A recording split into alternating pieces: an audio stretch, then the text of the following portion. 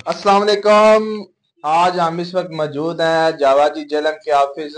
हमारे साथ काला गुजरा से आए हैं सईद अब्दुल्ला साहब इनके पास, और जावा जी ने इनको माशाल्लाह कुरान मजीद पढ़ने के लिए एक तोहफा दिया है।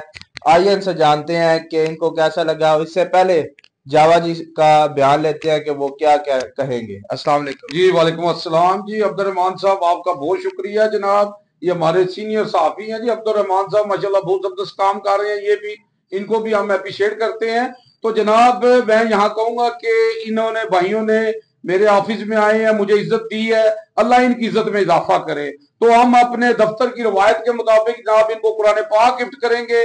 कुरान पाक एक ऐसी किताब है जो अल्लाह के यहाँ महफूज है, और अल्लाह ने इसकी कसम दी है, इसको कोई बदल नहीं सकता। अगर हम इस पर अमल करें तो हमारी जिंदगी बदल सकती है। मैं क्या बयान करूं सल्लल्लाहु अलैहि वसल्लम की शान में। अल्लाह ने सब कुछ नाज़िल कर दिया है कुरान में। अम्मा आयशा से किसी ने पूछा आप सल्लल्लाहु अलैहि वसल्लम की सीरत क्या है, तो अम्मा आयशा फरमाती है कुरान कुरान। आप सल्लल्लाहु अलैहि वसल्लम फरमाते हैं कुरान पढ़ा करो, कुरान पढ़ा करो, तुम में से वो बेहतर है जो कुरान पढ़ता है और समझता है।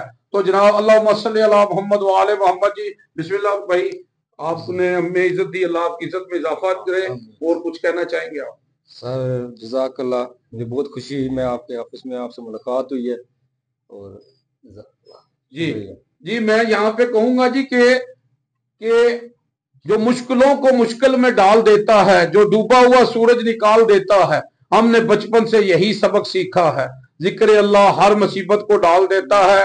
हक ला इलाहा इल्लल्लाह जी, जावा जी जल्द।